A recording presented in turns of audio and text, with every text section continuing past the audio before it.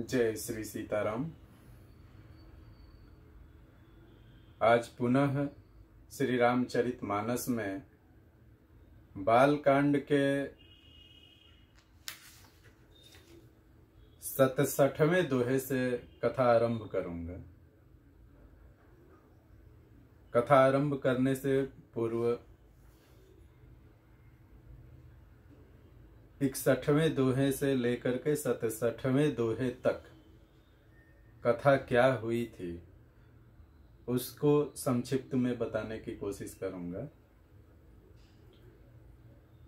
आप सब इसका आनंद लीजिए और एक निवेदन जरूर करना चाहता हूं कि जो भाई बंधु इस कथा को सुन रहे हैं वीडियो के माध्यम से, जो लोग भी, जो श्रोता श्रद्धालु इस कथा को सुन रहे हैं, वो वीडियो में अपना कमेंट यानी प्रतिक्रिया जरूर दर्ज करें। और मुख्य रूप से निवेदन ये है कि वीडियो को शेयर अपने लोगों में साझा जरूर करें। ये मेरी विनती है कि अगर आपको यह कथा पसंद आती है, कथा आपको अच्छी लगती है, तो वीडियो को शेयर जरूर करें। और कुछ ना करें, ठीक है, लेकिन शेयर जरूर करें। ये मेरी आपसे करबद्ध निवेदन है, प्रार्थना है। तो चलिए आइए। होता यह है कथा में कि दक्ष जी अपने यहां यज्ञ करा रहे हैं और ये सती जी को इस शुभ समाचार मिलता है कि मेरे पिता के यहाँ यज्ञ हो रहा है। श्री सती जी शिव जी से कहती हैं कि हे प्रभु, हे स्वामी, मैं अपने पिता के यहाँ जाना चाहती हूँ। एक तो मैं अपने पिता के घर जा करके अपने बंधु बांधवों से मिल सकूंगी। दूसरा जो मेरे जाने का प्रमुख कारण है वो यह कि मेरे पिता के यहाँ यज्ञ हो रहा है और उसमें मैं शामिल होना चाहती हूँ। श्री शिव जी कहते हैं कि देखिए, वहां जाना अनुचित है। अनुचित इस कारण से है कि आपको वहां बुलाया नहीं गया है, अर्थात न्योता नहीं दिया गया है। यज्ञ हो रहा है लेकिन आपको वहां आने के लिए निमंत्रण नहीं दिया गया है। ऐसे में मेरे विचार से वहां जाना अनुचित होगा।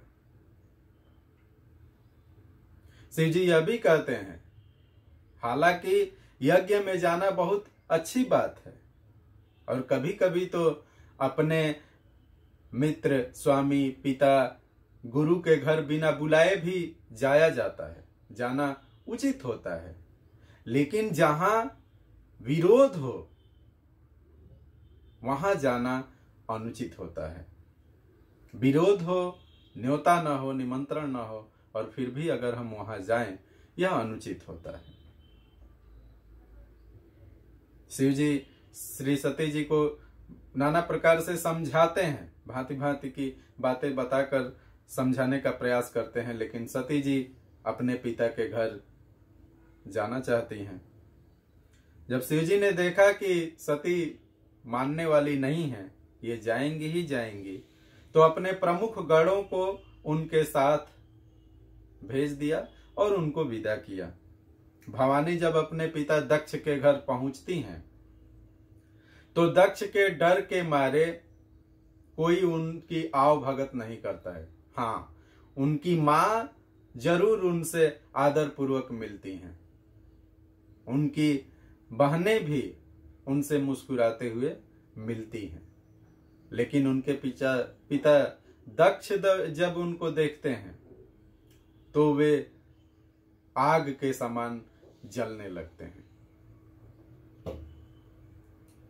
दक्ष ने उनकी कुशलता तक नहीं पूछी। ये सारा अपमान सती सह लेती हैं और वो पछतावा भी करने लगती हैं। पछतावा इस बात का कि एक बार श्री रामचंद्र जी के ऊपर उन्होंने संदेह किया और शिव जी ने कहा था कि आपका संदेह निरर्थक है, इसका कोई अर्थ नहीं है। फिर भी जब सती ने नहीं माना तो शिव जी ने कहा कि ठीक है, आप स्वयं ही वहां जाइए और उनकी परीक्षा लेकर के अपने संदेह को मिटाइए। सती वहां पहुंची भी, अनेक प्रकार के वेश भी बदल करके श्री रामचंद्र जी की परीक्षा नहीं ले पाई और अपने ऊपर पछतावा करने के सिवाय उनके हाथ कुछ नहीं लगा। तो श्री शंकर जी के पास आने के बाद उनको पछतावा ही हुआ, वहां पर भी और यहां पर भी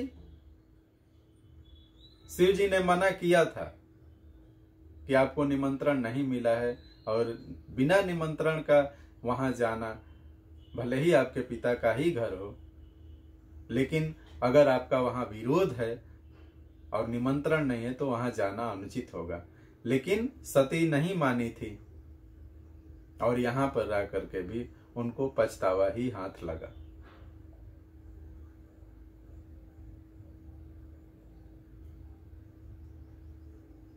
यहां सती जब आती हैं तो सब अपमान सहन करने के बाद जब वह यह देखती हैं कि यहां शिव जी का भी अपमान किया गया है, इतना बड़ा यज्ञ हो रहा है लेकिन शिव जी को कहीं स्थान नहीं दिया गया है,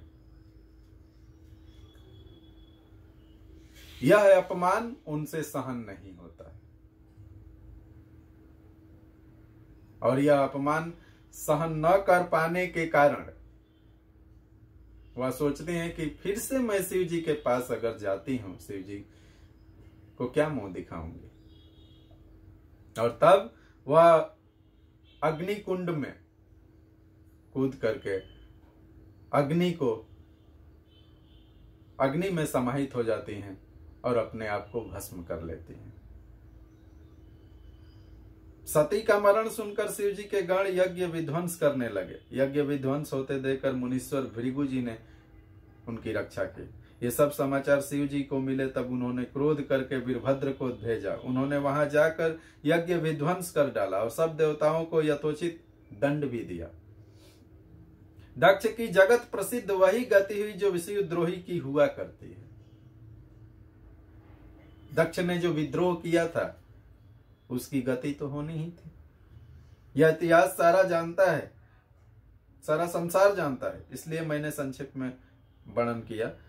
सती ने मरते समय भगवान हरि से यह वर मांगा कि मेरा जन्म जन्म में शिव जी के चरणों में अनुराग रहे। इसी कारण उन्होंने हिमाचल के घर जाकर पार्वती के शरीर से जन्म लिया।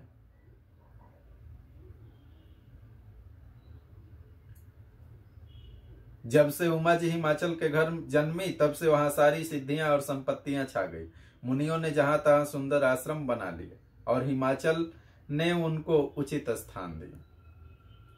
उस सुंदर पर्वत पर बहुत प्रकार के सब नए नए वृक्ष सदा पुष्प फल युक्त हो गए और वहां बहुत तरह की मड़ियों की खाने प्रकट हो गई। इस प्रकार जब नारद जी ये समाचार सुने तो वे कौतुक ही से हिमाचल के घर पधारे। पर्वतराज ने उनका बड़ा आदर किया और चरण धोकर उनको उत्तम आसन दिया। फिर अपनी स्त्री सहित मुनि के चरणों में सिर नवाया और उनके चरणोदक को सारे घर में छिड़काया। हिमाचल ने अपने सौभाग्य का बहुत बखान किया और पुत्री को बुलाकर मुनि के चरणों पर डाल दिया और कहा कि हे मुनिवर, आप त्रिकालज्ञ और सर्वज्ञ हैं, आपकी सर्वत्र पहुंच है, अतः आप हृदय में विचार कर कन्या के दोष गुण कहिए।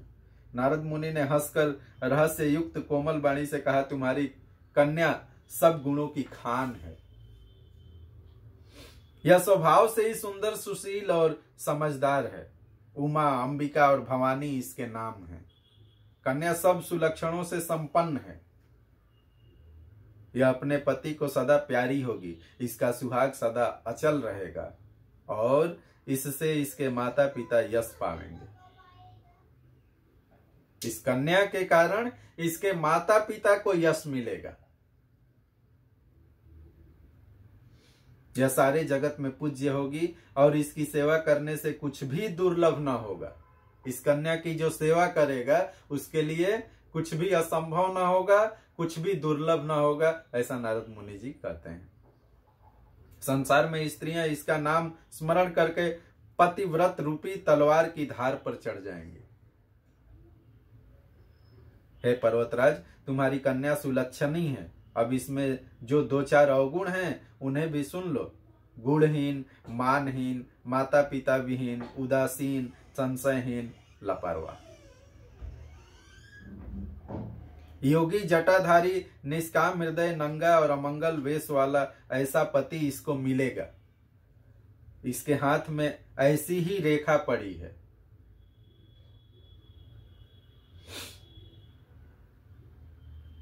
और आज आगे की कथा आरंभ करता हूं।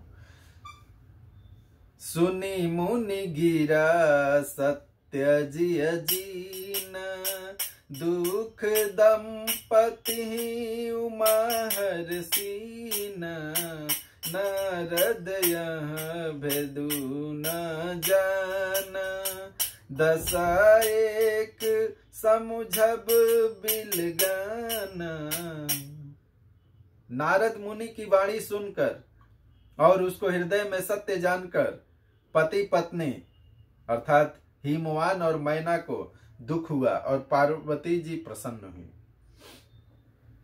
नारद जी ने भी इस रहस्य को नहीं जाना, क्योंकि सबकी बाहरी दशा एक सी होने पर भी भीतरी समझ भिन्न भिन्न थी। सकल सखी गिरी जगिरी मैना, पुलक शरीर भरे जल नैना, होई न मृषा देव ऋषि भेसा, उमा सो बचन हृदय धरि राखा। सारी सखियां पार्वती, पर्वतराज, हिमवान और मैना सभी के शरीर पुलकित थे और सभी के नेत्रों में जल भरा था। देवर्षि के वचन असत्य नहीं हो सकते। यह विचार कर पार्वती ने उन वचनों को हृदय में धारण कर लिया। उपजे उसी उस पद कमल सनेहु, मिलन कठिन मन भासंदेहु, जाने को अवसर प्रीति दुराई, सखी उछंग बैठी पुनि जाई। उन्हें शिव जी के चरण कमलों में स्नेह उत्पन्न हो आया, परंतु मन में यह संदेह हुआ कि उनका मिलना कठिन है। अवसर ठीक न जानकर उमा ने अपने प्रेम को छिपा लिया। फिर वे सखी के गोद में जाकर बैठ गई। झूठी न होई देवर्षि बानी, सोचहि दंपति सखी सयानी, उर धरि धीर कहई गिरिराऊ, कहूँ नाथ का करियऊ पाऊं। देवर्षि की बाणी झूठी न होगी, यह विचार कर हिमवान, मैना और सारी चतुर सखियां चिंता करने लगी। फिर हृदय में धीरज धरकर पर्वतराज ने कहा, हे नाथ, कहिए अब क्या उपाय किया जाए। मंगल भवन अमंगल हारी, द्रबहु सुदशरथ अजिर बिहारी। कह मुनीस हिमवंत सुनु, जो विधि लिखा लीलार, देव दनुज नर नाग मुनि को न मेट निहार। मंगल भवन अमंगल हारी, द्रबहु सुदशरथ अजिर बिहारी। मुनीश्वर ने कहा, हे हिमवान सुनो, विधाता ने ललाट पर जो लिख दिया है उसको देवता, दानव, मनुष्य, नाग और मुनि कोई भी नहीं मिटा सकते। तदपि एक मैं कहूँ पाई, होई करे जो दैव सहाई, जस बर मैं बर नय तुम पाही, मिली है मही तस संशय नहीं। तो भी एक उपाय मैं बताता हूँ, यदि देव सहायता करें तो वह सिद्ध हो सकता है। उमा को वर तो निसंदेह वैसा ही मिलेगा जैसा मैंने तुम्हारे सामने वर्णन किया है। जे जे बर के दोष बखाने, ते सब शिव पही मैं अनुमाने, जो भी बाहु शंकर सन होई, दो सम गुण सम कह सब कोई। परंतु मैंने वर के जो जो दोष बतलाए हैं, मेरे अनुमान से वे सभी शिव जी में हैं। यदि शिव जी के साथ विवाह हो जाए तो दोषों को भी सब लोग गुणों के समान ही कहेंगे। जो वही सेज शयन हरि करही, बुध कछुतीन कर दोष न धरही, भानु कृष्णानु सर्व रस खाही, तिन कह मंद कहत को नहीं। जैसे विष्णु भगवान शेषनाग की सैया पर सोते हैं तो भी पंडित लोग उनको कोई दोष नहीं लगाते हैं।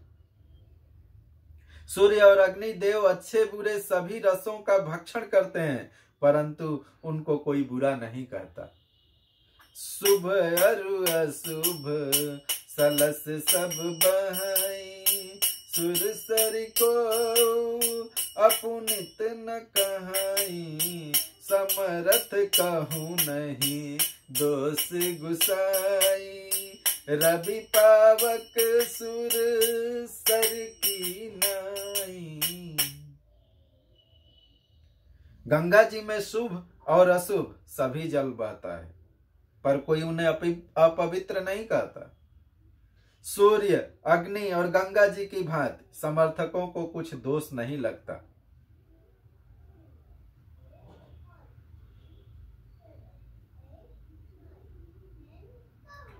सूर्य, अग्नि और गंगा जी की भांति समर्थवान को कुछ दोष नहीं लगता। मंगल भवन अमंगल हारी, द्रबहु सो दशरथ अजिर बिहारी, जो अस हिसिसा करहि नर, जड़ विवेक अभिमान, परहि कलप भरि नरक महु जीव कीस समान। मंगल भवन अमंगल हारी, द्रबहु सो दशरथ अजिर बिहारी। यदि मूर्ख मनुष्य ज्ञान के अभिमान से इस प्रकार होड़ करते हैं तो वे कल्प भर के लिए नरक में पड़ते हैं।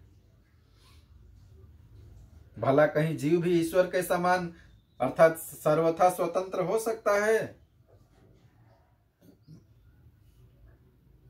सुर सरि जल कृत बारुनि जाना, कबहु न संत करहि ते पाना, सुर सरि मिले सो पावन जैसे, ईस अनिस ही अंतर तैसे। गंगा जल से भी बनाई हुई मदिरा को जानकर संत लोग कभी उसका पान नहीं करते, पर वही गंगा जी में मिल जाने पर जैसे पवित्र हो जाती है। ईश्वर और जीव में भी वैसा ही भेद है। शंभु सहज सम रथ भगवान, एहि विवाह सब विधि कल्याण, दुराराध्य पै अहि महेशु, आशुतोष पुनि किए कलेशु। शिव जी सहज ही समर्थ हैं क्योंकि वे भगवान हैं, इसलिए इस विवाह में सब प्रकार कल्याण है। परंतु महादेव जी की आराधना बड़ी कठिन है, फिर भी तप करने से वे बहुत जल्द संतुष्ट हो जाते हैं। जो तप करे कुमारी तुम्हारी, भावी मेटी सकहि त्रिपुरारी। यद्यपि बर अनेक जग माही, यही कह शिवत जी दूसर नहीं। यदि तुम्हारी कन्या तप करे तो त्रिपुरारी महादेव जी होनहार को मिटा सकते हैं, यानी तप के माध्यम से होनी को भी टाल सकते हैं, मिटा सकते हैं। टाल सकते हैं क्या, मिटा सकते हैं। यद्यपि संसार में वर अनेक हैं, पर इसके लिए शिव जी को छोड़कर दूसरा वर नहीं है। बरदायक पर नतारति भंजन, कृपा सिंधु सेवक मन रंजन। इच्छित फल बिनु शिव अवराधे, लहियन कोटि जोग जप साधे। शिव जी वर देने वाले, शरणागत को दुखों का नाश करने वाले, कृपा के समुद्र और सेवकों के मन को प्रसन्न करने वाले हैं। शिव जी की आराधना किए बिना करोड़ों योग और जप करने पर भी वांछित फल नहीं मिलता। मंगल भवन अमंगल हारी, द्रबहु सुदशरथ अजिर बिहारी। अस कहि नारद सुमिरि हरि, गिर जहि दिन यशीस। होई यह कल्याण अब संशय तजहु गिरीश। मंगल भवन अमंगल हारी, द्रबहु सुदशरथ अजिर बिहारी। ऐसा कहकर भगवान का स्मरण करके नारद जी ने पार्वती को आशीर्वाद दिया और कहा, हे पर्वतराज, तुम संदेह का त्याग कर दो, अब यह कल्याण ही होगा। कहियस ब्रह्मा भवन मुनि गयऊं, आगिल चरित सुनहु जस भयऊं। पति एकांत पाई कह मैना, नाथन मैं समूझे मुनि बैना। यूं कहकर नारद मुनि ब्रह्मलोक को चले गए। अब आगे जो चरित्र हुआ उसे सुनो। पति को एकांत में पाकर मैना ने कहा, हे नाथ, मैंने मुनि के वचनों का अर्थ नहीं समझा। जो घरु बरु कुल होई अनूप, करिय विबाहु सुत अनुरूप। न त कन्या बरु रहूं कुंवारी, कंत उमा मम प्राण पियरी। जो हमारी कन्या के अनुकूल घर, वर और कुल उत्तम हो तो विवाह कीजिए, नहीं तो लड़की चाहे कुमारी ही रहे। मैं अयोग्य वर के साथ उसका विवाह नहीं करना चाहती, क्योंकि हे स्वामी, पार्वती मुझको प्राणों के समान प्यारी है। जाओ न मिली ही बरु गिरि जहि जोगु, गिरि जड़ सहज कही सब लोगु। सोई बिचारी पति करहूं विबाहूं, जहि न बहोरी होई उर्दाहूं। यदि पार्वती के योग्य वर न मिला तो सब लोग कहेंगे कि पर्वत स्वभाव से ही जड़ अर्थात मूर्ख होते हैं। हे स्वामी, इस बात को विचार कर ही विवाह कीजिएगा, जिसमें फिर पीछे हृदय में संताप न हो। अस कहि परी चरण धरि शीस, बोले सहित स्नेह गिरीश। बरु पावक प्रगटय शशि माही, नारद बचनु अन्यथा नहीं। इस प्रकार कहकर मैना पति के चरणों पर मस्तक रखकर गिर पड़ी। तब हिमवान ने प्रेम से कहा, चाहे चंद्रमा में अग्नि प्रकट हो जाए, पर नारद जी के वचन झूठे नहीं हो सकते।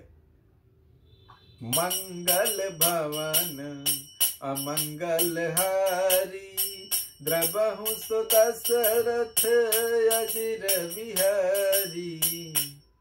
प्रिया सोचु परिहरहु सब, सुमिरहु श्री भगवान। पर्वती निर्मयऊ, जय सोई करहि कल्याण।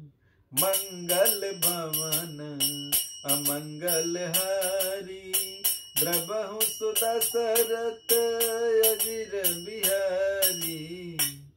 हे प्रिय, सब सोच छोड़कर श्री भगवान का स्मरण करो। जिन्होंने पार्वती को रचा है वे ही कल्याण करेंगे। अब जाओ तुम ही सुता पर नेहू, तो अस जाई सिखावन देहू। करे सो तपु जेहि मिलहि महेशु, आन उपाय न मिटहि कलेसु। अब यदि तुम्हें कन्या पर प्रेम है तो जाकर उसे यह शिक्षा